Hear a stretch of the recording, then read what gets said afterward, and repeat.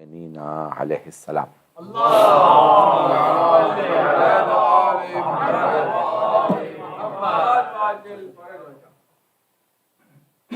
والصلاۃ والسلام والتحیۃ والاکرام علی افضل الموجودات العبد المؤید والرسول المسدد المصطفى الامجد المحمود الاحمد اعنی ابا القاسم محمد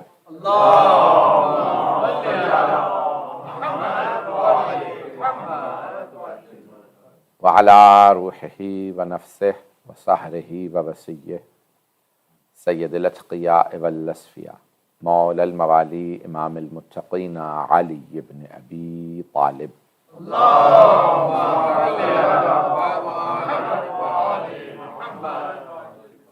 وعلى اوصیائه لا سیما بقیت اللہ فی الارضین روحی وارواح العالمین لتراب مقدمه الفدا واللعنة الدائمة على اعدائهم اجمعین من الآن إلى قيام يوم الدين. أما بعد فقد قال الله الحكيم في كتابه الكريم بسم الله الرحمن الرحيم ثم أنتم هؤلاء تقتلون أنفسكم وتخرجون فريقا منكم من ديارهم تظاهرون عليهم بالإثم والعدوان وإن يأتوكم أسارى تفادوهم وهو محرم عليكم إخراجهم أفتؤمنون ببعض الكتاب وتكفرون ببعض فما جزاء من يفعل ذلك إلا خزي في الحياة الدنيا ويوم القيامة يردون إلى أشد العذاب وما الله بغافل عما تعملون صدق الله العلي العظيم. صلوات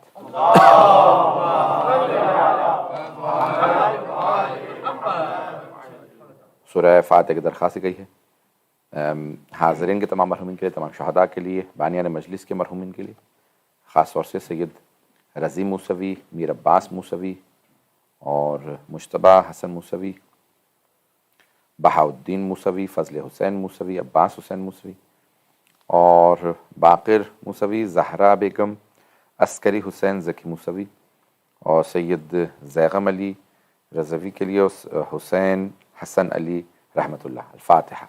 بسم اللہ الرحمن الرحیم الحمد للہ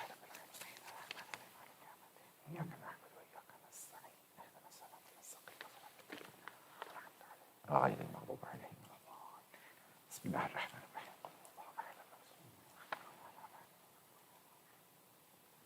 اللهم صل على محمد۔ دعائے صحت کی درخواست کی گئی ہے جناب خلیق کاظمی صاحب کے لیے جو ٹرسٹی ہیں بابل مراد کے مریض ہیں، ان کی فیملی بھی ہم سب سے درخواست کی ہے اپنی اپنی پریشانیوں کی دوری کے لیے، تمام مریضوں کی شفا یابی کے لیے اور کاظمی صاحب کے لیے اور زائرین کی حفاظت کے لیے، سب کے لیے مل کے 5 مرتبہ میت پہ تلاوت کریں۔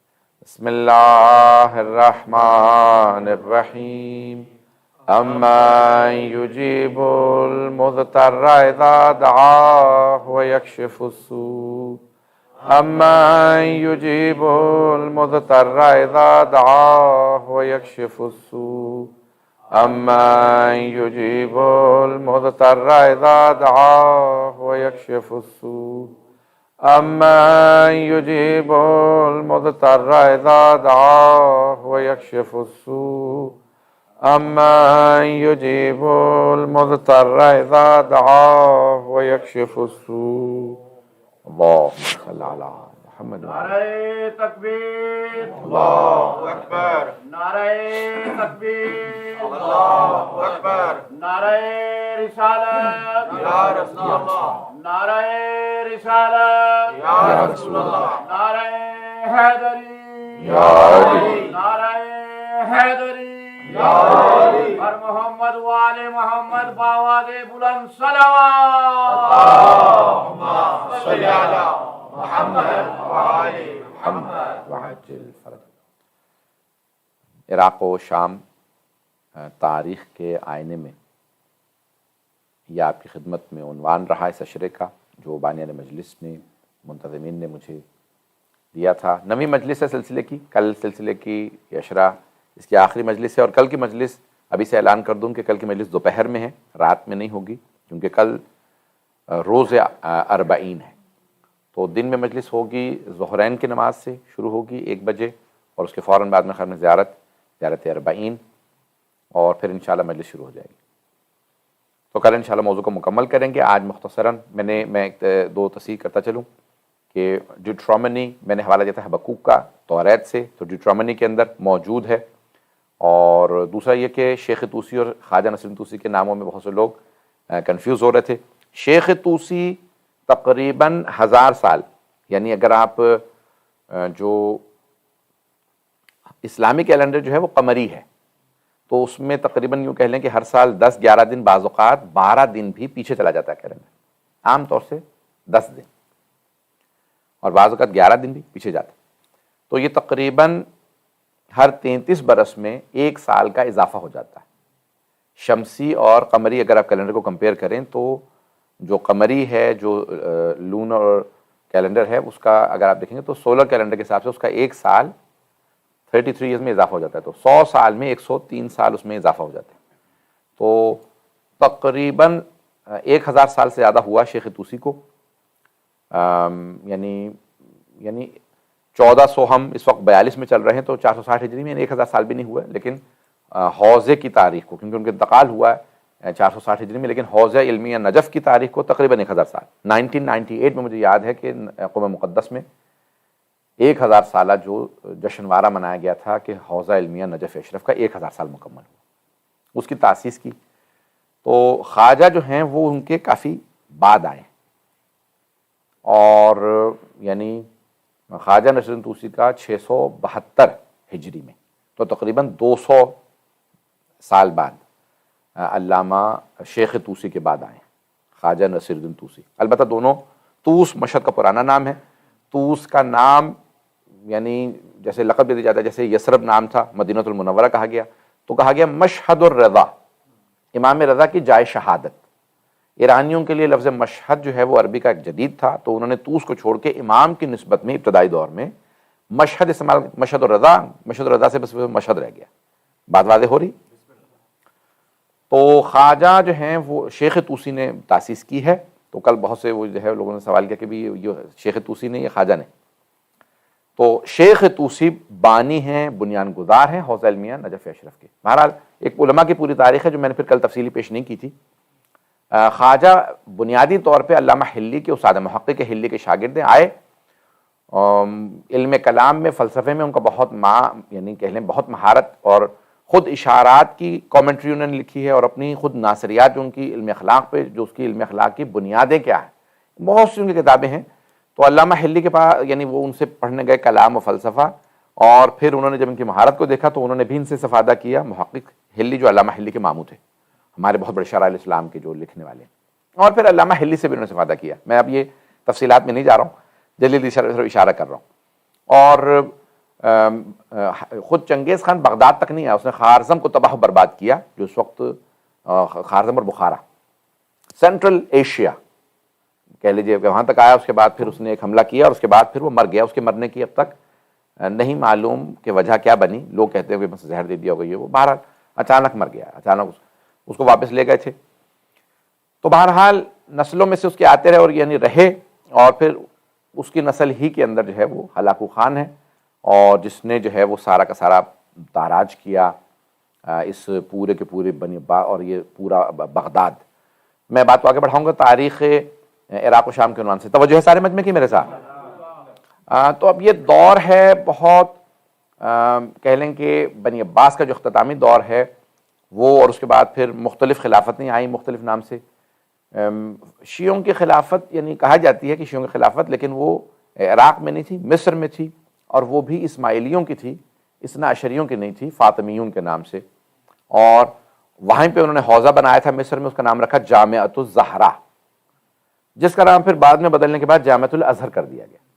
تو جامعۃ الازہر کی اصل جو اگر آپ دیکھیں گے تو اس کا نام جامعۃ الزہرا تھا، کیونکہ وہ فاطمیون تھے اور وہ جناب سیدہ سلام علیہ سے کہتے تھے کہ ہم ہیں. تو اس لیے سادات کا ایک وہ پورا کا پورا انہوں نے لے کے چلا موومنٹ کو، اور انہوں نے ہر چیز جناب سیدہ سے نسبت دے کے رکھی.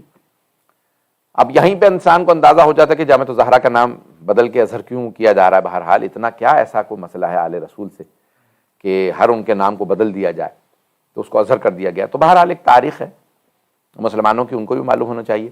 بہرحال یہ سلسلے کی آخری مجالس ہیں، تو میں چند ایک باتیں جو کہہ رہا ہوں.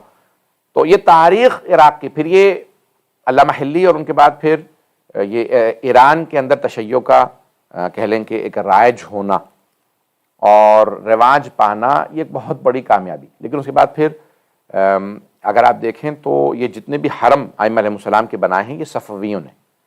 صفوی خاندان جو کہ کہتے تھے کہ ہم سادات بھی ہیں، اور موسوی سادات ایران میں ان کی حکومت آئی اور پھر انہوں نے یہ سونے کے گنبد اور سونے چاندی کی زرہیں وغیرہ لگائی ہیں، اور یہ پوری ان کی پھر تاریخ ہے اور ان کا دور آنا. اور ان کے دور میں علامہ محمد باقر مجلسی کا، شاہ عباس صفوی کا، شاہ اسماعیل سے، بہرحال یہ دور ہیں. ادوار ایک مختصر سی میں تاریخ سے پیش کر رہا ہوں کہ جس میں پھر ائمہ علیہ السلام کے حرم اور پھر کتابیں لکھی گئیں، اور پھر جو ایران کا کانسٹیٹیوشن لکھا گیا وہاں پہ کانسٹیٹیوشنلی باقاعدہ لکھا گیا کہ ایران شیعہ مذہب اور مکتب کا، مذہب حقہ شیعہ لفظ کانسٹیٹیوشن میں لکھا گیا، مذہب حقہ شیعہ. اس میں بہت زیادہ کنٹریبیوشن ہے علامہ محمد باقر مجلسی کا، ان کے والد علامہ محمد تقی مجلسی اور شیخ بھائی، ان لوگوں کا بہت زیادہ کنٹریبیوشن ہے. اگر اب تک توجہ ہوگی تو میں بات کو آگے بڑھاؤں. تو یہ تھوڑا تاریخ ہے. اس دوران پھر بڑے بڑے علماء آئے ہیں، محقق حلی علامہ حلی، اور علامہ حلی کے بعد پڑھنے کے لیے آئے محمد ابن جبعی مکی العاملی، جن کو شہید اول کہا جاتا ہے، لبنان سے. بعض علماء نے یہاں تک بیان کیا ہے کہ جس دن وہ آئے کہ ان کے پڑھنے آئے تھے علامہ حلی کے پاس، کہ ان کی تعریف سنی تھی، تو دیکھا کہ ایک جنازہ اٹھ رہا ہے، تو وہ فوراً جنازے میں شریک ہوئے کہ بھئی مومن کا کسی کا جنازہ ہے، اتنے بڑے بڑے علماء موجود ہیں. تو جب جنازہ دفنایا گیا تو کہا یہ کس کا جنازہ ہے؟ تو کہا یہی علامہ حسن ابن یوسف ابن مطہر حلی کا جنازہ ہے. تو بہت روئے، کہا کہ بھی میں انہی سے پڑھنے کے لیے آیا تھا. تو کہا ان کی جگہ پہ ایک اور ہے، تو کہا کہ ہاں ان کے بیٹے ہیں، نام فخر المحققین جن کو کہا جاتا ہے، علامہ حلی کے صاحبزادے، اور ان کی بہت سی کتابیں ہیں اور وہ بھی بے انتہا قابل. اور پھر وہاں پہ ان کے پاس پڑھے. اب یہ پوری تاریخ ہے یہ عراق کی. بعد کا دور پھر اب آپ کے سامنے ہے کہ کہہ لیں گے میں نے ابتدائی 700 سال بلکہ کوشش کی ہے کہ حضرت نوح اور دوسرے انبیاء کا بھی تھوڑا تذکرہ رہے. تو آج اس سے پہلے کہ شام کی تھوڑی تاریخ بیان کروں کہ عراق کا پھر اس کے بعد کا دور آپ کہہ لیجئے کہ ایک بڑا سخت اور تلخ دور رہا. عراق کی سرزمین مسلسل کہہ لیجئے کہ عروج و زوال کا شکار رہی، اور کربلا کے بعد کبھی بھی سرزمین پہ سکون نہیں آیا اور نہ ہی آئے گا. اور یہاں تک ہے کہ جب تک کہ خون حسین ابن علی علیہ السلام کا امام زمانہ بدلہ نہیں لے لیں گے. بدلے بہت سے لوگوں نے لیے ہیں، جن میں سے حضرت مختار سر فہرست ہیں، اور لوگوں نے بھی بدلے لیے. زیادہ تر جو قاتلان تھے ان کو حضرت مختار نے قتل کیا، فنار کیا. لیکن اور بھی لوگوں نے موومنٹس چلائیں اس دوران، بہت زیادہ تحریکیں ہیں. میں ان تحریکوں پہ نہیں بولا ہوں، شاید جب مجھے عنوان دیا گیا ہوگا تو زیادہ تر یہی ہوگا کہ اس کو مد نظر رکھا جائے. اگر کہیں گے مختصراً آیت پیش کر دیتا ہوں، لیکن میں شام کو پیش کرنا چاہ رہا ہوں. اگر کہیں تو ذہنوں میں ہیں آپ لوگوں کی تحریکیں؟ بہت سی تحریکیں اٹھی ہیں. تحریک جتنی بھی نہضتیں اٹھی ان سب کی تحریکوں کی ائمہ علیہ السلام نے تائید نہیں کی. اور ائمہ علیہ السلام سے خود بھی کہا گیا مسلسل کہ آپ خود کیوں نہیں قیام کرتے، خود قیام کریں. اور اس دوران پہلے توابین کی ایک موومنٹ ہے، حضرت مختار کی ہے. بہرحال اس کے بعد بھی پھر موومنٹس ہیں مسلسل.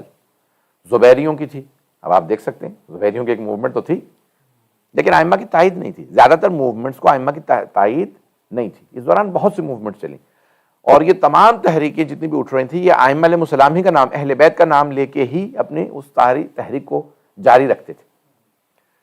اور بہت سے لوگ ائمہ علیہ السلام سے آ کے لڑتے تھے کہ آپ لوگ کیوں حصہ نہیں لیتے. میں ایک جملہ یہاں پہ کہوں گا، تھوڑا سخت جملہ ہے، مجھے معاف کیجیے گا اگر برا لگے.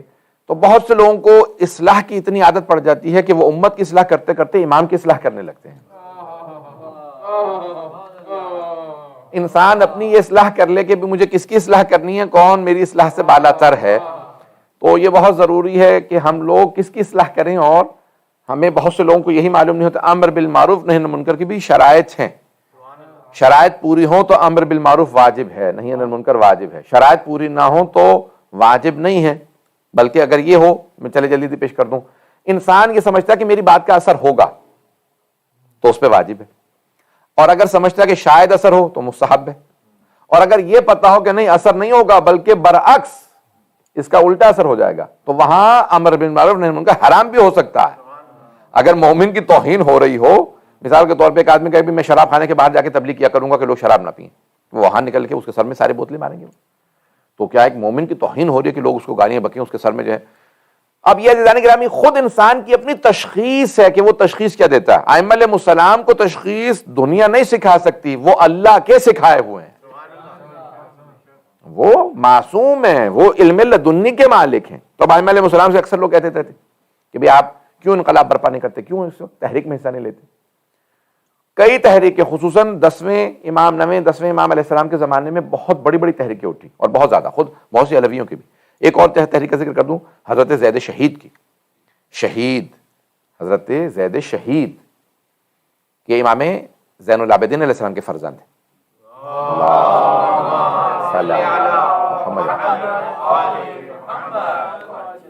کہ زیدی سعادات کے جد ہیں، اور زیدیہ جو مذہب ہے وہ جیسے یہ یمن میں ہے، وہ اور ہیں لیکن وہ انہیں امام مانتے ہیں، امام باقر علیہ السلام کو امام نہیں مانتے. تو بہرحال ایسے بہت سے فرقے بنے شیعوں میں، لیکن جو ختم ہو گئے. ایک حدیث یہاں جلدی سے پیش کر دوں کہ چھٹے امام علیہ السلام سے سوال کیا، میں نے شاید پیش کی ہوئی ہے حدیث پہلے، علم الیقین سے فیض کاشان نے لکھی کہ کیا یہ جو آپ کے جد رسول اسلام صلی اللہ علیہ وسلم نے فرمایا ہے کہ میری امت کے جیسے یہودیوں کے 71 فرقے بنے میری اور عیسائیوں کے 72، میری امت کے 73 فرقے بنیں گے اور صرف ایک فرقہ جنت میں جائے گا. تو کہا یہ آپ کے سارے مخالفین میں ہی ہوں گے فرقے، یا آپ کے ماننے والوں میں بھی فرقے ہوں گے؟ تو آپ نے فرمایا ہمارے ماننے والوں میں بھی 13 فرقے بنیں گے، صرف ایک صحیح ہوگا. کہا مولا وہ کون سا فرقہ ہوگا؟ کہا جو 12 کو مانتا ہو. ایک کا منکر سب کا منکر ہے، ایک امام کا منکر 12 کا منکر ہے. اب ہمارے یہاں بہت سے لوگ کہتے ہیں وہ 6 اماموں کے ماننے والے. یہ کہا کیجیے 6 اماموں کے منکر ہے، کہ وہ 6 اماموں کے منکر ہیں، وہ مثال کے طور پہ 8 امام کے منکر ہیں. تو عزیزان گرامی یہ بہرحال ایک ایسا ایک المیہ رہا کہ بہت سے لوگ پھر جیسے حضرت محمد حنفیہ سے متعلق آج ایک شبہہ ایجاد کیا جا رہا ہے کہ انہوں نے، یہ مخالفین نے دعوے کیے کہ حضرت محمد حنفیہ نے، حضرت مختار نے نبوت کے دعوے کر دیے تھے. اب وہ امامت تو سمجھتے تھے تو کہا نبوت کا دعویٰ انہوں نے کر دیا. ایسا نہیں ہے، میں اس کو بات واضح کر دوں، ایسا نہیں ہے. یہ دشمنوں کی ان کے خلاف سازش تھی، انہیں بدنام کرنے کی اور ان کو لوگوں کے درمیان میں ان کی شخصیت کشی کی، کردار کشی جو کی جاتی ہے نا آج کل کہ بھی فلاں آدمی نے فلاں دعویٰ کر دیا، تو یہ کردار کشی کی بہت بڑی سازش تھی. پتہ نہیں بات پہنچ رہی نہیں پہنچ رہی. میں نے پہلے بھی عرض کیا تھا کہ تاریخ سے بیان کرتے ہیں تو میں بھی ایک تو اولاً میری رفتار بھی کم نہیں ہوتی، میں اسپیڈ سے بولتا رہتا ہوں، اور دوسرے کے بہرحال موضوع بھی ایک ایسا ہی ہے وہ خوش ہوتا. تو عزیزان گرامی اب یہ تاریخ کے اندر حضرت محمد حنفیہ یہ کہتے ہیں کہ بھی کیوں پھر گئے دونوں خانہ کعبہ میں، دعویٰ ہے اس کے لیے. اب اکثر لوگ کہتے تھے کہ نہیں یہ امام ہے، کیونکہ امام حسن امام تھے، پھر ان کے بھائی امام حسین امام بنے. تو اب امام حسین جب جا رہے تھے کربلا تو ان کو اپنا وسیع قرار دے کے گئے حضرت محمد حنفیہ کو، تو اس کا مطلب ہے انہیں امام ہونا چاہیے، وہ انہیں وسیع قرار دے کے گئے تھے. تو انہوں نے کہا کہ نہیں میں امام نہیں ہوں. تو کہا کہ نہیں یہ اپنے بھتیجے پہ ترس کھا کے کہہ رہے ہیں، کیونکہ وہ کہتے ہیں میں امام ہوں، تو کہتے ہیں وہ مظلوم ہے، کربلا سے جو ہیں وہ اتنے مظالم دیکھ کے اور اسیری دیکھ کے آئے ہیں، اس لیے یہ ان کی حمایت میں ان پہ ترس کھا. بات واضح ہو رہی ہے، ان پہ ترس کھا کے کہہ رہے ہیں کہ ہاں یہی امام ہے. تو اب انہوں نے کہا کہ ٹھیک ہے بھتیجے، امامت کا فیصلہ کیسے ہو، مجھے لوگ امام کہتے ہیں. انہوں نے یہ نہیں کہا کہ میں امام ہوں، پتہ نہیں لوگ ہیں یا نہیں، مجھے لوگ امام مانتے ہیں. تو کہا کہ چچا پھر دونوں چلتے ہیں خانہ کعبہ حضرت اسود کے پاس گواہی لے لیتے ہیں. واقعہ اب ذہنوں میں آ گیا. وہ معاذ اللہ خود دعویٰ نہیں رکھتے تھے، وہ دنیا کو ثابت کرنا چاہتے تھے کہ امام امام ہوتا. امامت کا رتبہ، مقام، عظمت کچھ اور ہے. تو وہاں پہ حضرت محمد حنفیہ پہلے گئے جیسے امام نے کہا، اور پھر اس کے بعد امام علیہ السلام اور حضرت اسود نے گواہی دی. تو عزیزان گرامی اسی طرح سے 9ویں اور 10ویں امام علیہ السلام کے زمانے میں بہت زیادہ تحریکیں اٹھی. 10ویں امام سے اکثر لوگ، کیونکہ ان کی دور امامت ان کا بہت طولانی، کیونکہ امام نہوم جو ہیں امام تقی علیہ السلام 25 برس کے تھے جب ان کی شہادت ہوئی. تو امام جو ہیں وہ 6 یا 7 برس کے تھے جب ان کی امامت کا دور شروع ہوتا ہے حضرت امام علی نقی علیہ السلام کا. تو اب اور 41 برس کے ان کے سن میں ان کی شہادت ہوئی. تو تقریباً 33 ایئرس کا ان کا دور امامت ہے. 34 ایئرس، 33-34 سال ان کا دور امامت ہے. تو کچھ لوگوں نے لکھا 7-8 برس کے تھے. بہرحال اب مجھے اس پہ بحث نہیں. تو اب یہ عزیزان گرامی اب امام کے زمانے میں تحریکیں اٹھ رہی تھی تو امام بار بار ایک ہی بات کہتے، کہا یہ ان کے نتائج کچھ نہیں ہیں، ان کے نتائج کچھ نہیں آئیں گے، کیونکہ یہ لوگ جتنی تحریکیں چلا رہے ہیں نتائج کو امام دیکھتے ہیں. اب یہ نہیں کہتے کہ ہم اپنے لوگوں کو جو ہے کس طرح سے ایک موومنٹ چلائیں کہ وہ کامیاب ہو.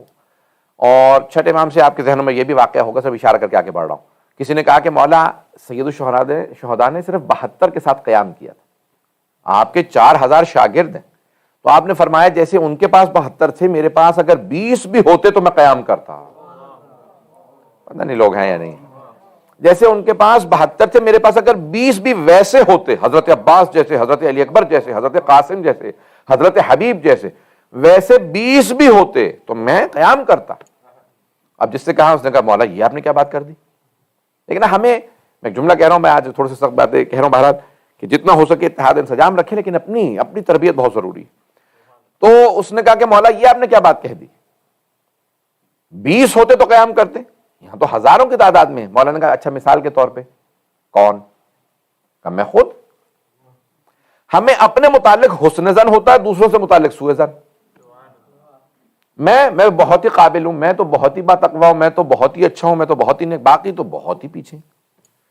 یہ ایک بہت بڑا ایک ایسا یہ ایک مخمصہ جس کی وجہ سے ہم لوگ خود پسندی کا شکار ہو جاتے ہیں، دوسروں کی ہم توہین کرنے لگتے ہیں اور ان کی تحقیر کرنے لگتے ہیں. باتیں بری تو نہیں لگ رہی ہیں ذرا؟ عزیزان گرامی، اب یہ خود امام سے کہہ رہے ہیں کہ میں خود. امام بھی جانتے تھے کہ یہ اپنے ہی لیے آئے ہیں. امام نے کہا اچھا یہ سامنے تنور ہے. وہ کہا مولا میرے چھوٹے چھوٹے بچے ہیں. اتنے میں حضرت ہارون مکی تشریف لائے. حضرت ہارون مکی تندوری شیعہ تھے. جیسے امام نے اشارہ کیا کہ تندور میں اتر جائیں تو انہوں نے یہ سوال نہیں کیا کہ مولا بحث اس سے ہو رہی ہے ثابت، میں اپنا ایمان کیوں کروں. پتہ نہیں لوگ ہیں یا نہیں. فوراً گئے، انہوں نے چھلانگ لگائی اور وہ جو اس کی لڈ تھی نا، وہ جو اس کا بند کرنے والا ڈھکنا تھا، اس کو فوراً خود رکھ دیا اوپر کہ مولا کے حکم میں کہیں نافرمانی نہ ہو جائے، میرے سے کوتاہی نہ ہو جائے، میرے کو کمی نہ رہ جائے. اور مولا بڑے اطمینان سے بیٹھے اور ان سے بات کرتے کرتے کہا کہ اچھا فلاں صحابی کا کیا حال ہے. اب وہ گھبراہٹ کے مارے کا ٹھیک ہی ہوں گے. کہا مولا تو آپ نے یہ آپ جو کہہ رہے تھے نا 20 اگر کربلا والوں میں جیسے ہوتے تو میں قیام کرتا، یہ ان میں سے تھے، میں ان کے لیے خود کہہ سکتا ہوں. تعجب مجھے آپ پہ ہے کہ آپ نے مار بھی دیا اور آپ کو اطمینان ہے، نہ گھبرا رہے نہ کچھ. امام نے کہا آؤ. ایک مرتبہ جیسے ہی اس کا ظرف ہٹایا تو دیکھا کہ وہ وہاں آگ گلزار بن چکی تھی. عزیزان گرامی، امام زمانہ کو بھی ایسے 313 چاہیے. ہر دور میں تقاضے الگ الگ تھے کہ جہاں پہ آبادی کم تھی تو 20 کا امام نے کہا.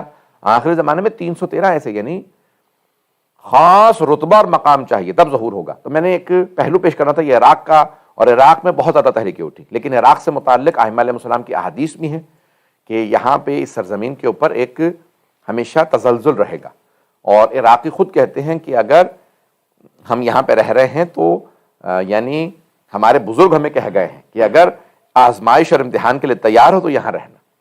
نجف و کربلا میں رکنے کے لیے، میں نے اس دن کہا تھا نجف میں خصوصاً رکنے کے لیے ولایت کی ضرورت ہے. نجف میں رکتا وہی ہے جس کے پاس ولایت ہو. کربلا تو آسان سرزمین ہے، امام حسین نے اتنی قربانیاں دے دی ہیں کہ وہاں پہ دشمن بھی آئے تو اس کو سکون رہتا ہے. نجف میں صرف اہل ولایت کو سکون ملتا ہے. عزیزان گرامی، اس کے بعد سے آج تک کربلا کے اندر یا عراق میں اب بہت سے لوگ کہتے ہیں کہ اب شیعہ حکومت آ گئی. تو میں نے اس وقت جب ابتدا میں آئی تھی تو میں نے ایک جملہ کہا تھا، دوبارہ دہراؤں گا، پروردگار اگر میں غلط ہوں تو مجھے معاف کر دے، کہ اب یہ اطمینان نہ کر لیجئے کہ اب شیعہ حکومت آ گئی تو اب ایسا ہی دور رہے گا. بھئی تاریخ میں حکومتیں آتی اور جاتی رہی ہیں، زیارتیں کھلتی اور بند ہوتی رہی ہیں. اب یہ نہ سوچیں کہ اب شیعہ حکومتیں اب ہمیشہ ایسا ہی دور رہے گا. یہ کبھی معلوم نہیں ہے کب زیارات کے راستے بند ہو جائیں. بہت سے لوگ جو مجھے اب تک آخری سفر میرا شام کا یاد ہے جو میرے ساتھ گئے ہوئے تھے، تو میں کہہ رہا تھا کہ ہر زیارت کو آخری زیارت سمجھنا چاہیے، یہ نہ سوچے پھر آ سکتے ہیں. تو انہوں نے کہا نہیں مولانا ہم سب پیسے والے لوگ ہیں، آپ ایسی باتیں کیوں کر رہے ہیں. میں نے کہا پیسہ لازمی نہیں ہے، پیسہ تو شاید آپ لوگوں کے پاس ہمیشہ رہے، وہ بھی اللہ نے فیصلہ کرنا کہ رہے یا نہ رہے. بات میں یہ نہیں کروں حالات کیسے بن جائیں. اسی کے بعد جنگ شروع ہو گئی. پھر مجھے ان لوگوں نے دعوت دی اور ان میں سے خاتون نے مجھ سے کہا مولانا جب آپ کہہ رہے تھے تو میں اپنے بار بار ذہن میں ایک ہی بات سوچ رہی تھی، not in my life time, میری زندگی کے اندر ایسا نہیں ہوگا کہ شام کا راستہ بند ہو جائے. اور اسی مہینے جنگ شروع ہو گئی اور وہیں پہ راستے بند ہو گئے. اس لیے کبھی بھی اطمینان نہیں کرنا چاہیے. اب تو راستے کھل گئے، میں انشاءاللہ سکون سے 10-15 سال بعد زیارت کر لوں گا. بس 10-15 سال کے اندر کوئی ضمانت نہیں کہ دوبارہ راستے بند ہو جائیں. کسی کو پتا تھا کہ کرونا وائرس آ جائے گا؟ عزیزان گرامی، جب فرصت ملے فوراً زیارت کر لیجئے، جب صحت ہو، جب بھی کچھ. بلکہ میں تو یہاں تک ایک جملہ کہتا ہوں معذرت کے ساتھ، بہت سے لوگ کہتے ہیں صحت ہوگی تو زیارت کریں گے، پیسہ ہوگا تو زیارت کریں گے، حالات اچھے ہوں گے تو زیارت کریں گے. میں کہتا ہوں نہیں، پیسہ نہیں ہے وہاں سے لے کے آئیں، زیارت پہ جائیں وہاں سے صحت لے کے آئیں. عزیزان گرامی انتظار نہ کریں حالات اچھے ہوں گے تو زیارت پہ جائیں گے، زیارتوں پہ جاتے رہیں، حالات خود بخود بہتر کرتے رہیں۔ خوشنود محمد وآل محمد باواد بلند صلوات۔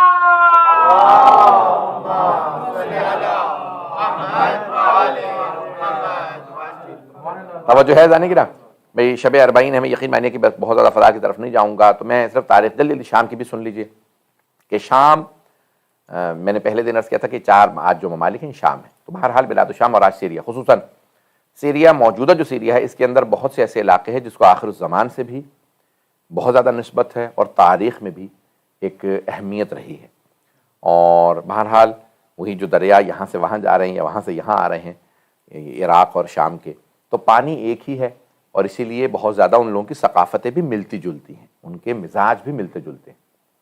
ہم لوگ بہت آسانی سے کہہ دیتے ہیں کہ بھئی بہرحال کوفی شامی یہ ہمارے، ہم تاریخ کے پس منظر میں کہہ رہے ہوتے ہیں، تاریخ کے پس منظر، جب ہم کہتے ہیں نا کوفی، کہ اس زمانے کے کوفیوں نے ساتھ نہیں دیا جناب امیر کا، یا اس زمانے کے شامی مخالف تھے جناب امیر علیہ السلام کے، لازمی نہیں کہ ہمیشہ ایسے ہوں۔ حجاز مقدس سرزمین مقدس ہے، لیکن آج وہ دشمنوں کے ہاتھ میں، پتہ نہیں بات واضح ہو رہی ہے یا نہیں ہو رہی، میں کنفیوز تو نہیں کر رہا ہوں؟ آج یقین مانیے کہ میں بالکل جو ذہن اپنا بنا کے آیا تھا اس کے حساب سے بالکل برعکس چل رہا ہوں، لیکن کیا کروں، موضوع کو مکمل بھی کرنا ہے، اور آج مجمع بھی بالکل یہ آپ نے جو ہے وہ رجسٹریشن کے حساب سے لیا، وہ میں پیش کر رہا ہوں پھر بھی، کہ یہ مجمع بھی ایسا نہ ہو کہ وہ بالکل بے ربط ان کے لیے گفتگو رہے۔ شام، اس زمانے کا شام اور تھا، اور موجودہ پھر ادوار بدلتے رہے، اور پھر آخری زمانے کا شام ہوگا کہ جہاں سے سفیانی کا قیام ہوگا، اور عثمان ابن انبسہ کے نام سے وہ ہوگا۔ بہت سے لوگ کہتے ہیں ابو سفیان کے جو مختلف بیٹے تھے، 5 بیٹے تھے، معاویہ تھا، یزید تھا، انبسہ تھا، انبسہ کی نسل سے، لیکن ہمارے بہت سے علماء کہتے ہیں کہ نہیں، جناب امیر کی صراحت پائی جاتی ہے۔ جب انہوں نے معاویہ کو خط لکھا، کہا کہ بھئی تیرے باپ نے رسول خدا کی مخالفت کی، تو میرا مخالف ہے، تیرا بیٹا یزید میرے بیٹے حسین کا قاتل ہوگا، اور تیری نسل سے سفیانی آئے گا جو میرے بیٹے مہدی کے مقابلے میں قیام کرے گا۔ ایک یہاں جملہ کہہ دوں عراق و شام کی تاریخ کے عنوان سے، سب مجمع کی مجھے خاص توجہ چاہیے اس جملے کے لیے، میں جانتا ہوں جو اب تک میں نے خوش گفتگو کی لیکن آپ حضرات نے بہت غور سے سنی ہے، میں ممنون ہوں آپ حضرات کا۔ عزیزان گرامی، ائمہ علیہ السلام نے بنی عباس پورے خاندان پہ لعنت نہیں کی ہے، کسی بھی نسل کو پوری طرح سے کبھی نہیں کہا کہ اس کی پوری نسل کے اوپر لعنت ہو، کہیں نہیں کہا، سوائے بنی امیہ کے، اور انہی کے بعض افراد کے نام لے لے کے کہا کہ مثال کے طور پہ وہ بنو امیہ ہی میں سے تھے، تو مثال کے طور پہ کہا مروان کی نسل پہ بھی، حالانکہ وہ بنو امیہ سے تھا، یا بہت سے ان کے خاندان کے لوگوں کے نام لیا، مناسب نہیں کہ میں سب کے نام گنواؤں آپ کو، لیکن بنو امیہ، اور یہاں تک بعض جگہوں پہ زیارت عاشورہ میں جس پہ اس دفعہ کراچی میں ایشو بنا، یا اور بہت سے مقامات پہ زیارت عاشورہ کی سند پہ شک نہ کیجیے، اور اسی طرح سے اور بہت سے مقامات پہ لعن اللہ بنو امیہ قاتبہ تھا، یعنی سارے کے سارے بنو امیہ پہ۔ یعنی ائمہ علیہ السلام کیا کہنا چاہ رہے ہیں کہ ان میں کوئی اچھا نہیں ہوگا؟ نہیں، ائمہ علیہ السلام یہ کہہ رہے ہیں کہ جیسے مثال کے طور پہ عام طور سے رول کیا ہے، غور سے سنیے گا میری بات کو، میں تھوڑا سا اس کو چیخ کے پیش کر رہا ہوں تاکہ میرا سارا مجمع جا کے اس بات کو سن لے اور میں پہنچا پاؤں یہ بات۔ جیسے کل شیء لک طاہر حتی تعلم انہ نجس، ہر چیز پاک ہے جب تک کہ پتہ نہ ہو نجس ہے۔ اس کو کہا جاتا ہے ہمارے یہاں اصول فقہ میں اصالت کیا ہے، بات پہنچیے، اصالت طہارت کی، اصل کیا؟ اصل طہارت، ہر چیز پاک ہے، اصالت طہارت جاری کریں گے، اصالت حلیت جاری کریں گے۔ کون سا اصل؟ اصل یہ ہے، پھر اس کے مقابلے میں جو چیز خود آپ کو ثابت ہوگی وہ مانیں گے، پتہ نہیں لوگ ہیں یا نہیں۔ اصل ہر چیز پاک، اصل کیا ہے؟ اصول، اصول یہ ہے کہ ہر چیز پاک ہے جب تک کہ ثابت نہ ہو جائے، اصالت طہارت کہا جاتا ہے اسے۔ عزیزان گرامی تھوڑی سی توجہ کیجیے گا، ائمہ کہہ رہے ہیں ہر خاندان میں اصالت یہی جاری کرو، اصول یہی بناؤ کہ سب اچھے ہیں جب تک کہ ثابت نہ ہو برا نہیں ہے۔ لوگ بھائی برٹش نے بہت سے رول دیے دنیا کو، خدا کی قسم، میرے ایک دوست نے کہا میں پی ایچ ڈی کر رہا ہوں، 60 to 80% برٹش کانڈکٹ لا جو ہے وہ اسلام سے لیا گیا۔ تو برٹش نے ایک لا پوری دنیا میں جب حکومت کرے تھے تو دیا، everyone is innocent until proven guilty، ہر آدمی انوسنٹ ہے، ہر آدمی بے گناہ ہے جب تک کہ جرم ثابت نہ ہو جائے۔ پتہ نہیں لوگ ہیں یا نہیں ہیں، ہر آدمی بے گناہ ہے جب تک کہ جرم ثابت نہ ہو جائے۔ تو اب یہ جو امام علیہ السلام کسی خاندان سے متعلق نہیں کہہ رہے سوائے بنو امیہ کے، کہہ رہے ہر خاندان کی اصل یہ ہے کہ اس میں اچھے تلاش کرو جب تک کہ ثابت نہ ہو جائے یہ برا ہے، سوائے بنو امیہ کے وہاں اصل یہ ہے کہ برے ہیں۔ اب بات پہنچ گئی ہے، اب بات پہنچ گئی بھئی عزیزان گرامی۔ یعنی اصل یہ ہے کہ بنو امیہ میں سبھی برے ہیں سوائے یہ کہ کوئی ثابت کر دے میں اچھا ہوں۔ اب بات واضح ہو گئی ہے۔ جب تک کہ کوئی ثابت نہ کرے نا کہ میں واقعی اچھا ہوں، تب تک امام کہہ رہے ہیں ان سے دھوکہ نہ کھانا، ان میں کہیں نہ کہیں کوئی نہ کوئی بغض دکھائے گا۔ جب یہاں تک کہ اب یہ خود روایات میں ہے کہ مختلف سفیانی ائمہ علیہ السلام نے لفظ استعمال کیے ہیں، کئی جگہوں پہ سفیانی کا لفظ کہ یہاں سے سفیانی آئے گا، یعنی جو دشمن اہل بیت آئے گا شیعوں کو مارے گا یہاں سے۔ پھر ایک جگہ پہ ہمارے علماء نے روایت لکھی ہے کہ تکرید سے ایک سفیانی آئے گا، پہنچ گئے ہوں گے کچھ لوگ، تکرید سے ایک سفیانی آئے گا، صدام تکرید سے تھا۔ اچھا شروع میں علماء نے بہت زیادہ غور نہیں کیا تھا، کبھی آیا چلا جائے گا، عراق میں تو پورے حکمران آتے ہی رہے ہیں، جب جنگیں شروع ہو گئی جب وہ مسلسل مارتا رہا، اور یہاں تک کہ ایک مرتبہ 80s کے اندر اس نے دعویٰ کر دیا کہ میں بھی سید ہوں، میں رسول خدا کی نسل سے ہوں۔ علماء نے کہا اب اس کا شجرہ دیکھنا ہی پڑے گا۔ جب دیکھا تو واقعاً بنو امیہ سے تھا، وہ بنو امیہ سے نکلا، اس کا شجرہ جب تلاش کیا گیا تو بنو امیہ سے نکلا۔ یعنی ائمہ کا وہ فرمان ہمیشہ پورا ہے۔ توجہ، کیا کروں میں یہ پیش کرنے پہ مجبور ہوں۔ عزیزان گرامی، بھئی میدان کربلا میں کتنے لوگ سادات میں باقی رہ گئے تھے؟ ایک مولا سجاد، چند بچے، اور یہ مدینہ کے اندر چند افراد، تو ان کی اتنی نسل ہے، دنیا میں اتنے سادات ہیں۔ تو وہ جو بنی امیہ حکومتوں میں تھے تو ان کی بھی تو کوئی نسل ہوگی۔ یہ شجرے تلاش کرو، کہیں نہ کہیں جا کے بنو امیہ سے مل جائیں گے۔ جو آل محمد کا بغض رکھتا ہے، حرم پہ حملہ کرتا ہے، شجرے تلاش کرو۔ یہ حرم پہ حملے کرنے والے، یہ داعش کے لباس میں، اور یہ جو کہنے والے داعش کے باقاعدہ فیس بک پہ عربی کے اندر مجھے دیکھا، میں نے کہا کہ شاید شیعہ جذباتی ہیں، شاید کسی نے پتہ نہیں کیا جملہ سمجھاؤ نہ سمجھاؤ، میں نے خود جا کے تلاش کیا کہ یہ جملہ ہے اس کا کہ نہیں ہے، داعش کے ایک سپاہی کا۔ اس نے کہا تم حجر ابن عدی کے اوپر بھی رو رہے ہو، حجر ابن عدی بھی، ہم تو نجف آئیں گے تو علی کی بھی قدر کھو دیں گے، یہ تم کہتے ہو چوتھے خلیفہ ہیں، تمہارے یہ جملے بتا رہے ہیں تمہارے شجروں میں خرابی ہے۔ بات پہنچ رہی ہے عزیزان گرامی؟ جو ایسی بات کرے گا، جب بغض رکھنے والوں کے ساتھ کھڑا ہوگا تو ہم اس کو اسی نسل کے اندر شمار کریں گے۔ تو عزیزان گرامی، یہ ائمہ علیہ السلام نے اصول دیا کہ بنو امیہ پہ اعتماد نہ کرنا، ان پہ بھروسہ نہ کرنا۔ اصل یہی ہے کہ وہ ہمیشہ بغض آل محمد رکھیں گے، ہمیشہ عداوت رکھیں گے۔ اب شام کو ٹھیک ہے، اس زمانے کا شام کہ جہاں پہ انہوں نے بسایا، انہوں نے سارا سلسلہ شروع کیا اور ان کا کیپٹل بنا اور وہ جاری رکھا، اور بے انتہا عداوت پہ اس سوار رکھے اس حکومت کے اصولوں کو، جہاں جناب امیر کا پورے کہتے ہیں کہ حکومت کے اندر جو اس زمانے کا دور تھا، کہتے تھے کہ سوائے چند صوبوں کے، ان میں سے ایک صوبہ سیستان، جو ایران کا صوبہ ہے، وہ کہتے ہیں یہ چند صوبوں میں سے ایک صوبہ تھا جہاں کسی بھی وقت ممبر سے جناب امیر کا نام لے کے توہین نہیں کی گئی۔ جو محققین ہیں، مورخین، شیعہ مورخین، وہ کہتے ہیں کہ یعنی اصول تھا بنی امیہ کا کہ ممبروں سے جناب امیر کا نام لے کے، جمعے کے خطبے میں جن کے بغیر نماز جمعہ قبول نہیں ہے، جناب امیر کا نام لے کے درود و سلام نہ بھیجو، خطبہ نہیں ہوا، نماز نہیں، پتہ نہیں بات پہنچی ہے نہیں پہنچی۔ اس امیر کا نام لے کے ان لوگوں نے شروع کیا سلسلہ کہ جناب امیر کا نام لے کے توہین کی جاتی تھی، آپ سوچ سکتے ہیں۔ اور یہ شام کے اندر سے سلسلہ شروع ہوا، اور میں پیش کرنے لگا ہوں ایک صلوات پڑھیں، پتہ نہیں پڑھوں نہ پڑھوں۔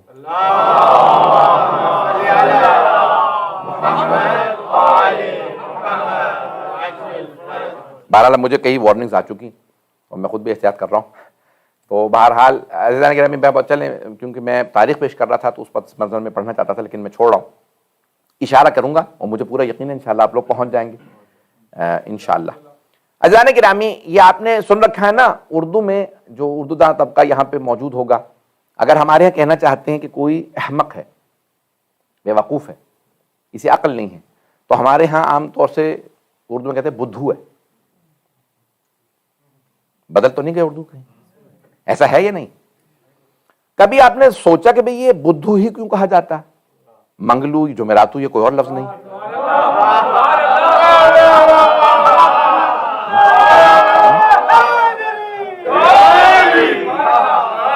اب بات پہنچ گئی ہے۔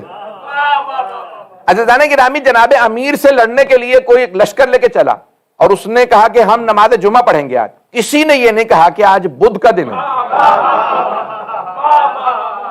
اس نے کہا میں جمعہ نماز پڑھاؤں گا، آج خطبہ دوں گا، اور جب خطبہ دینے کے لیے کھڑا ہوا نا تو ایک مرتبہ جب وہ شام سے چلا تھا نا تو اس طرف اس کے خانہ کعبہ تھا، اس نے ایک مرتبہ رخ پھیرا کوفے کی طرف اور کہا یا علی وہ لوگ جو بدھ میں جمعے میں فرق نہیں کرتے وہ تجھ میں مجھ میں کیا فرق کریں گے، یہ اس نے کہا اب میں پڑھا رہا ہوں۔ عزیزان گرامی اسے بدھو کہا جاتا ہے جو جمعے میں اور بدھ میں فرق نہ کرتا ہو، اگر بات پہنچ رہی ہو۔ میں اب اس کی تفصیل میں نہیں جا سکتا ہوں، تو عزیزان گرامی یہ سب کچھ ہوا ہے، تاریخ اٹھا کے دیکھیے یہ سب کچھ ہوا اور یہ سب کچھ ہوتا رہا، اور جناب امیر علیہ السلام کے لوگ مقابلے میں آتے رہے۔ آج بھی میں کہتا ہوں جناب امیر مظلوم ہے کہ لوگ اتنے فضائل قرآن سے پڑھنے کے بعد، احادیث میں دیکھنے کے بعد پھر بھی کہتے ہیں کہ نہیں لیکن اوروں کا حق بہتر بنتا ہے منصب پہ۔ عزیزان گرامی اس سے بڑی جناب امیر کی مظلومیت کیا ہوگی؟ میں بہت لحاظ کر کے چل رہا ہوں کہ مجھے پتہ ہے شب اربعین ہے۔ عزیزان گرامی یہ جناب امیر علیہ السلام اہل بیت کی مظلومیت ہے۔ عراق اور شام کی اگر تاریخ میں دیکھیں گے تو اہل بیت پہ بے انتہا مظالم، اور جو بات کا دور ہے میں جلدی جلدی پیش کروں گا اور پھر تفصیل سے پیش کرنا چاہتا ہوں کہ وہ تاریخ کے جہاں شیعوں نے سر اٹھایا، اگر تھوڑا سا سننا چاہیں گے اس کو میں مکمل ہے اب تو۔ برائے علی و اولاد علی و آواز بلند صلوات۔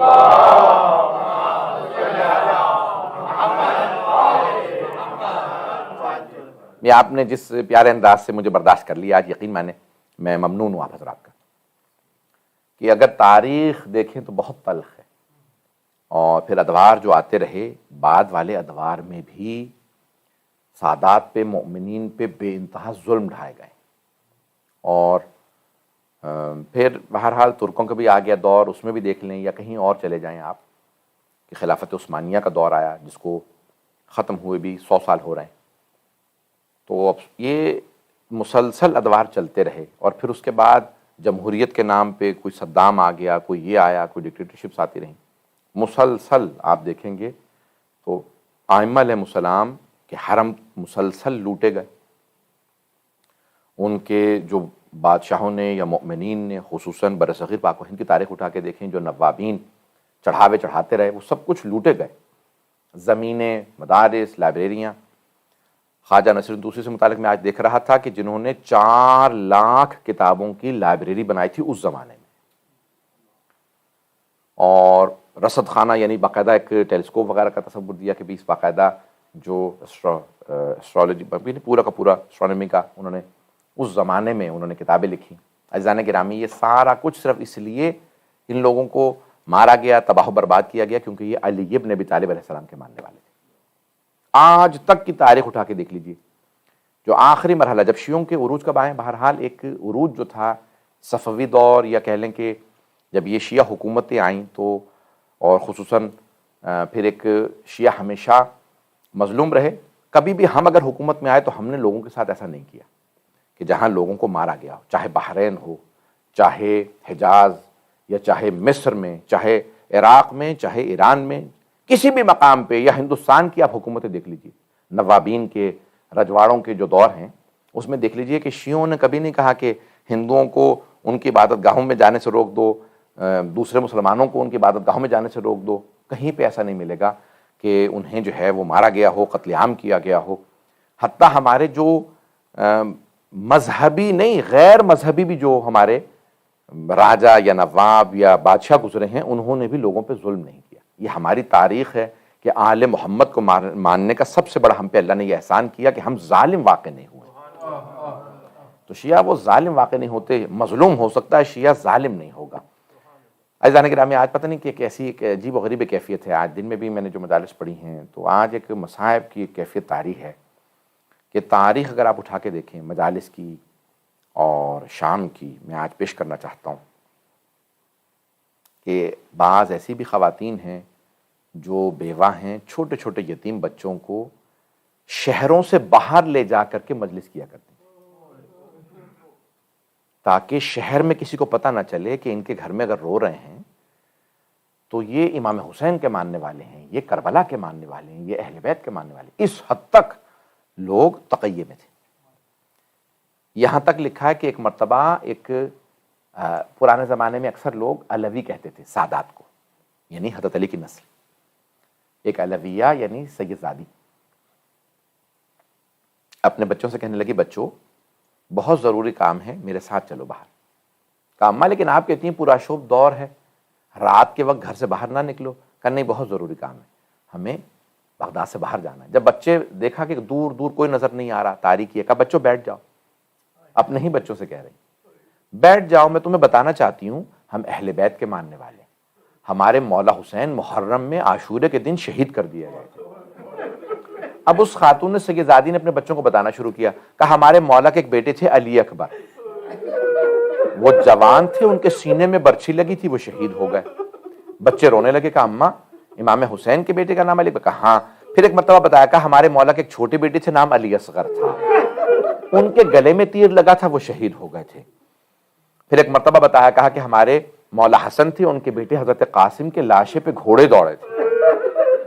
اب وہ مومنہ ایک ایک کر کے اپنے تمام بچوں کو مصائب سنا رہی ہیں. پھر ایک مرتبہ کہا کہ ہمارے مولا حسین کے بھائی تھے, چھوٹے بھائی, نام عباس تھا, بازو قلم ہو گئے تھے.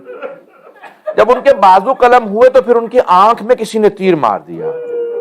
بچے بہت زیادہ روئے. جب سب بچے رو لیے نا تو ایک مرتبہ اس مومنہ نے کہا, سیدزادی نے اپنے بچوں سے کہا کہ بچوں اب تم میں سے کسی کو یہ مصائب یاد ہو گئے؟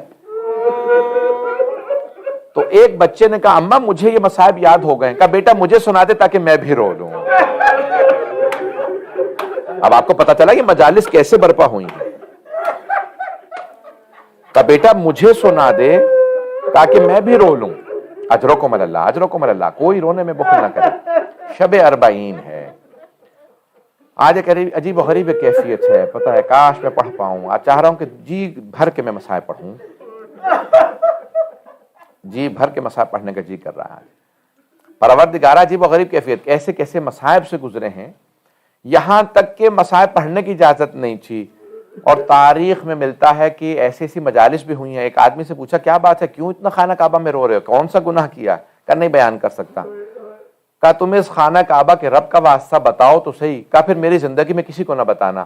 کہا کہ مجھ سے, عباسی دور کا ہے یہ, بنی عباس کے اس خلیفہ نے مجھ سے کہا کہ یہ سب بچے سعادات ہیں, خواتین سعادات ہیں, تم ایک دیوار چن دو ان کے چاروں طرف تاکہ یہ لوگ دم گھٹ کے اندر مر جائیں, نہ انہیں کھانا ملے نہ پانی ملے. کہا وہ میں نے دیوار بنائی. کہا کہ پھر رو کیوں رہے ہو؟ کہا مجھے میں جب گھر گیا تو میں نے خواب میں دیکھا کہ کوئی برقع پوش بی بی آئی ہیں. میرے 2 چھوٹے چھوٹے بچوں کو وہ لوگ لے گئے. کہا کہ جب تک تم دیوار نہیں بناؤ گے ہم بچوں کو آزاد نہیں کریں گے. تو ایک مرتبہ اس نے کہا کہ میں کیا کروں, میں اپنے بچوں کو دیکھوں, یہ جناب سیدہ کی اولاد کو. پھر اس نے اپنی بیوی سے کہا ہم اپنے بچے قربان کر دیتے ہیں, میں سیدہ کی نسل کو ایسے نہیں مار سکتا. اس نے ان تمام سادات سے کہا رات کا وقت ہے, سب چلے جاؤ, میں بھی کسی کو نہیں بتاؤں گا کہ میں نے تمہیں سب کو جانے دیا تھا. اب ایک مرتبہ وہ کہتا ہے جب میں گھر پہنچا تو دیکھا ایک برقع پوش بی بی میرے بچوں کو لے کے آئے. کہا دیکھ تو نے میرے بچوں کو بچایا تھا, میں تیرے بچوں کو لے آئی. اجرکم اللہ. میں خلاصہ کر کر کے روایات پیش کر رہا ہوں. آج عجیب و غریب کیفیت ہے, آپ کو اندازہ نہیں سادات پہ کہاں کہاں شیعوں پہ کتنے مظالم ہوئے ہیں. بس بھئی میں پیش کر رہا ہوں. اس سے پہلے کہ میں آج جناب زینب کبریٰ کا میں نے وعدہ کیا تھا, چند جملے جناب زینب کبریٰ کے سن لیجیے آج اگر پڑھ سکوں تو. جناب زینب کبریٰ شب عاشور, آپ 2 جملے میں شب عاشور پیش کروں گا, پھر شب 40 کے 2 جملے سن لیجیے گا اگر پڑھ سکا پورا جیسے پڑھنا چاہ رہا ہوں. تو بس بھی جناب زینب کبریٰ شب عاشور, ہر بی بی اپنے شہید کو, اپنے بیٹے کو, اپنے جو بھی ان کی طرف سے شہادت پیش کرنے والا تھا نا انہیں پیار کر رہی تھی. جناب رباب بار بار کہتی تھی علی اصغر, ہر ماں اپنے بیٹے کو تیار کر رہی ہے, بیٹے کو بھیجے گی, وہ میدان کارزار میں جائے گا, بیٹا جا کے لڑے گا. بیٹا آپ اتنے چھوٹے ہیں کہ آپ ابھی چل بھی نہیں سکتے, کیسے میدان میں جائیں گے؟ مولا حسین ایک ماں کی جملوں کو سن رہے ہیں. ایک ماں بار بار کہتی ہے اونو محمد, میرے شیرو آپ میں حیدر کرار اور جعفر طیار کا خون ہے, شیروں کی نسل سے ہو. بس اتنا یاد رکھنا بیٹو, اگر آپ دونوں جنگ کرتے ہوئے فرات تک پہنچ بھی جاؤ تو پانی مت پینا, ماموں کے بچے بڑے پیاسے ہیں, پانی مت پینا میرے شیرو، بس کچھ ہی دیر کے مہمان ہو، شہادت ہوگی آپ دونوں اپنے نانا کے پاس پہنچ جائیں گے۔ بس بھئی ایک مرتبہ جب مولا حسین لاشیں اٹھا کے لائے نا حضرت عون محمد کے، تو روایت کے الفاظ ہے ساری بیویاں آگے نہیں آئیں تو جناب زینب نہیں آئیں۔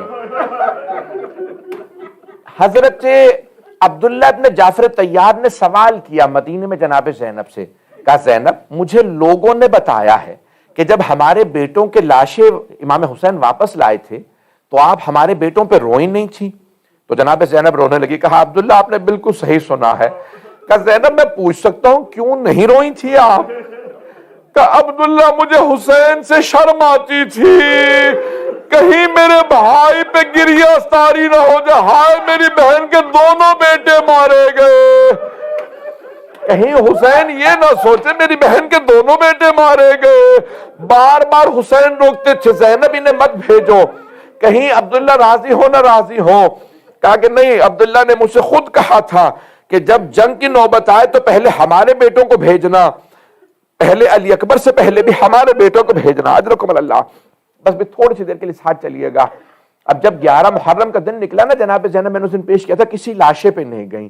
جب ایک مرتبہ بیبیوں کے ہاتھ پر سے گردن باندھ دیے گئے اور انہیں ناکا پہ بھئی اونٹنیوں پہ سوار کر دیا گیا، آپ جانتے ہیں نا ناکا کی پشت بلند ہوتی ہے، جناب زینب نے پشت ناکا سے مقتل میں دیکھا 2 لاشیں پڑے تھے، جیسے ہی اپنے بیٹوں کے لاشوں پہ نظر پڑی بی بی نے آنکھیں بند کر کے کہا اونو محمد خدا حافظ، اونو محمد الوداع۔ میرے شیروں ماں جا رہی ہے، میرے شیروں ماں جا رہی ہے۔ بس بھئی میں نے سارے مصائب کو تمام کر دیا، شام آ جائیں۔ جب بی بی کربلا سے چلی بیٹوں پہ گریہ نہیں کیا، جب بی بی کوفے میں گئیں بیٹوں کو یاد نہیں کیا، جب شام آئی نا ایک مرتبہ رہائی مل گئی، جب رہائی ملی تو ایک مرتبہ شہداء کے سر واپس آنے لگے، میں کل مکمل کروں گا، تفصیل سے نہیں پڑھ رہا، ایک کے سر آتے رہے، شب 40 ہے اگر برداشت کر پائیں، پہلا جو سر آیا بڑا چھوٹا سا سر تھا، جناب رباب نے برقے کا دامن پھیلایا، کہا اللہ علی اصغر کا سر مجھے دے دو۔ سر کو لینے کے بعد کہا اب مثلوں کا تنہر، بیٹا کیا آپ جیسے بچوں کو بھی نہر کیا جاتا ہے؟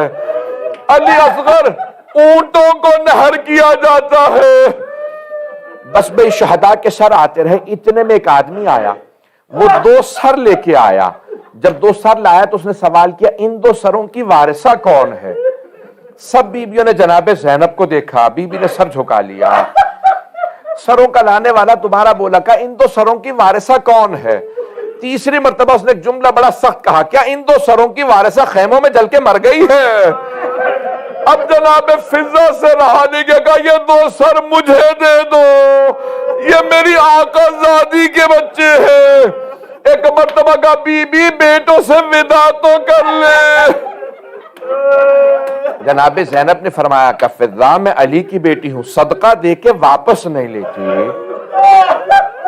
اجرکم اللہ، اجرکم اللہ۔ بس بھئی مجھے تھوڑے سے آج مدینے کی واپسی کے بھی جملے پڑھ لے کیونکہ کل نہیں پڑھ پاؤں گا۔ ایک مرتبہ بیبیوں کو رہائی مل گئی، شہداء کے سر واپس آ گئے، اور جب شہداء کے سر مل گئے نا تو بیبیاں ان شہداء کے سروں کو واپس مولا سجاد لے کے آئے، کربلا میں دفنائے، ایک روایت کے مطابق ہے کہ دمشق میں دفنا دیا، ایک ہے کہ نہیں واپس مدینے لائے۔ بہرحال مولا حسین کا سر لائے، باقی شہداء کے سر لائے یا نہیں اس پہ تھوڑا سا اختلاف ہے، میں نے تمام کر دیا۔ بس بھی تھوڑی سی دیر میرے ساتھ چلیے گا۔ آج آپ لوگوں نے اہتمام کیا، مجھے بتایا کہ یہ تقریباً 40 سال پہلے مختلف مومنین گھروں پہ مجالس کرتے تھے، آج امام بارگاہیں بن گئیں، اب مصائب پڑھتے ہیں، لوگ رو لیتے ہیں۔ بیبیاں مصائب نہیں پڑھتی تھی، اپنے اپنے شہداء کے نام لے کے روتی تھی۔ بس بھی میرے ساتھ چلیے گا، میں نے سارے مصائب چھوڑ دیے، تھوڑی سی دیر کی زحمت دوں گا، کوئی بھی رونے میں بخل نہ کرے۔ بیبیاں کربلا آئیں، کربلا سے مدینے چلی گئیں۔ مجھے آج کربلا کے 40 کے مصائب کل پیش کروں گا۔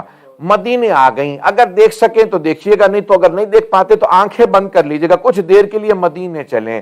جیسے ہی مدینے پہنچے تو ایک مرتبہ بشیر ابن جذلم نے اعلان کیا الا یا اہل یثرب لا مقام لکم بہا قتل الحسین بکربلا، اے یثرب والو اب یہ شہر جینے لائق نہیں رہا، حسین کربلا میں مارے گئے۔ کسی آدمی نے جا کے حضرت محمد حنفیہ کو بتایا آپ کے بھائی کا قافلہ واپس آ گیا ہے، یہ نہیں بتایا مولا حسین کربلا میں مارے گئے، کہ قافلہ واپس آ گیا ہے۔ حضرت محمد حنفیہ قافلے کے استقبال کے لیے مدینے سے باہر آ گئے، جیسے باہر آئے نا تو دیکھا کہ کوئی جناب عباس کا پرچم ہاتھ میں لیے، مولا سجاد جناب عباس کا پرچم ہاتھ میں لیے ہوئے۔ ایک مرتبہ جناب محمد حنفیہ نے جناب سید سجاد کو دیکھا، سوال کیا، کہا این اخی الحسین، میرے بھائی حسین کہاں ہے؟ جناب سید سجاد نے کہا چچا قد قتل بکربلا، وہ کربلا میں مارے گئے۔ جناب محمد حنفیہ کے آنسو بہنے لگے، بڑے غیور تھے، بہت شجاع تھے، بہت روئے۔ ایک مرتبہ کہا کہ اور مجھے کچھ مت بتانا، بس اتنا بتاؤ عباس کہاں تھا؟ تو جناب سید سجاد نے کہا چچا وہ بھی مارے گئے۔ اب ایک مرتبہ کا اور کچھ نہیں پوچھوں گا، بس اتنا بتا دو میرے بھائیوں کے ساتھ میری بہنیں بھی گئی تھی، یہ بتاؤ علی و بطول کی بیٹیوں کا کیا ہوا؟ مولا سجاد نے ایک مرتبہ کہا چچا انہیں قیدی بنایا گیا، انہیں بازاروں میں پھرایا گیا، پھر روکے کہا چچا انہیں شرابی کے دربار میں لے جایا گیا۔ جناب محمد حنفیہ اپنے گھوڑے کی پشت سے زمین پہ گر گئے، مولا سجاد آگے بڑھے، ایک مرتبہ چچا کے سر کو اٹھایا زانو پہ رکھا اور ایک مرتبہ رو کے کہا چچا گھر جا کے روئیے گا، چچا ہمت کریں گھر جائیں۔ اب جناب محمد حنفیہ نے کہا آپ کون ہیں، بار بار مجھے چچا کیوں کہتے ہیں؟ جناب مولا سجاد نے فرمایا چچا پہچانا نہیں، چچا میں سید سجاد۔ اب جناب محمد حنفیہ نے عرض کی، کہا بھتیجے آپ 24 برس کے جوان ہیں، یہ آپ کی داڑھی سفید کیسے ہو گئی؟ کہ چچا آپ نے صرف سنا علی و بطول کی بیٹیاں شرابی کے دربار میں گئی، چچا آپ گھوڑے کی پشت سے زمین پہ گر گئے، چچا میں آنکھوں سے دیکھ کے آیا ہوں۔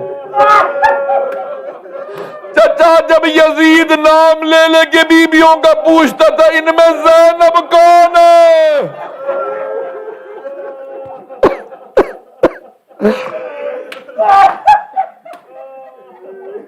اگر کہیں میں یہی تمام کر دوں، اگر 2 جملے برداشت کر سکے تو پیش کروں۔ بس بھئی میں نے تمام کر دیا، 2 جملے سن لیجئے بس، اب میں اور تفصیل سے نہیں پیش کروں گا۔ ایک مرتبہ جناب زینب کبریٰ نے کہا بیٹا سجاد میں گھر نہیں جاؤں گی، پہلے مجھے میرے نانا کے روضے پہ لے چلیے۔ آئیں جناب زینب کبریٰ، دونوں ہاتھ دروازے پہ رکھے، بلند آواز سے رو کے کہا یا جدہ انی نائیت الیک بولدک الحسین، نانا میں آپ کے نواسے حسین کی سنانی لائی ہوں۔ نانا میں 70 قدم کے فاصلے پہ کھڑی تھی جب شمر نے حسین کا امامہ اتارا، نانا جب اس نے سر کے بالوں میں ہاتھ ڈالا، نانا جب خنجر چلایا، میں نے رو رو کے کہا اما فیکم مسلم، کیا تمہارے درمیان کوئی مسلمان نہیں ہے؟ یہ تمہارے نبی کا نواسہ ہے۔ نانا کسی نے میری ایک نہیں سنی، اجرکم اللہ۔ بس ایک مرتبہ سارے مدینے والے رونے لگے، بلند آواز سے رو رہے تھے، جناب زینب کے مصائب کی آواز دب گئی تھی، بی بی کی آواز نہیں آ رہی تھی۔ ایک مرتبہ جب سب روتے روتے تھک گئے نا، خاموش ہو گئے، تو جناب زینب نے ایک جملہ کہا نانا اگر نامحرموں کا مجمع نہ ہوتا، نانا میں اپنی کلائیوں سے چادر ہٹاتی، نانا میں بازوؤں کے اور پشت کے نشان دکھاتی، نانا آپ کی امت نے مجھے اتنے تازیانے مارے، نانا میرے بازوؤں پہ نیل پڑے ہیں، اجرکم اللہ۔ بس بھئی مولا سجاد پھپھی کو گھر لے گئے، بی بی نے سب سے پرسہ لیا، سب کو پرسہ دیا، بس ایک مرتبہ جناب عبداللہ ابن جعفر طیار نے بلا بھیجا، کہا اے سید سجاد پھپھی سے کہو گھر واپس آ جائیں۔ جیسے ہی جناب زینب کبریٰ گھر چلی نا، وہ بی بی جنہوں نے کسی مقام پہ بیٹوں کا تذکرہ نہیں کیا، صابرہ بی بی تھیں، بڑا صبر کیا، علی و بطول کا خون، بس ایک مرتبہ جیسے گھر پہنچی، میں نے اس دن جملہ کہا تھا، اس سے آگے کے 2 جملے پیش کرنا چاہوں گا، جیسے ہی گھر آئی نا تو بی بی اب تک جنہوں نے گریہ نہیں کیا تھا، جیسے ہی گھر پہنچی 2 جان نمازیں بچھی دیکھی، جان نمازیں اٹھا کے سینے سے لگائی، رو رو کے کہنے لگی آنا محمد، میرا اس گھر میں جی نہیں لگتا، میں جینا نہیں چاہتی، مجھے کوئی لے جائے۔ اتنے میں جناب عبداللہ بن جعفر طیار گھر آ گئے۔ ایک سوال کروں آپ سے، اگر آپ میں سے کوئی اپنی قریبی رشتہ دار کو اگر 1 سال یا 1.5 سال بعد دیکھے تو کیا پہچان نہیں سکے گا؟ نہ جانے کیا بیت گئی جناب زینب پہ، جناب عبداللہ ابن جعفر طیار پہچان نہیں سکے۔ جیسے جناب زینب کو دیکھا فوراً کہا بی بی کیوں آئی آپ ہمارے گھر میں؟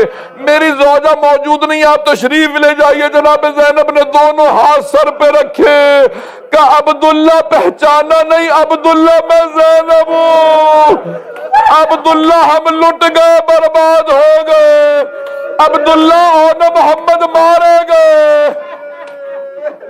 نہ جانے جناب عبداللہ نے کیا دیکھا، زمین پہ گر گئے، پھر اٹھے، جب 2 یا 3 مرتبہ زمین پہ گرے، جناب زینب نے کہا عبداللہ کیا بات ہے، کون سی بات برداشت نہیں کر پا رہے؟ کیا بیٹوں کی شہادت برداشت نہیں ہو رہی؟ جناب عبداللہ نے کہا نہیں زینب، وہ دونوں حسین پہ قربان، میں ہوتا تو میں بھی قربان ہو جاتا۔ زینب مجھے اتنا بتائیے، یہ آپ کی کلائیوں پہ نشان کیسے؟ جناب زینب نے رو کے کہا عبداللہ ہاتھوں میں رسیوں، کوفہ شام کے بازار، شرابی کا دربار، علی کی بیٹیاں، الا لعنت اللہ علی القوم الظالمین وسيعلم الذين ظلموا أي منقلب ينقلبون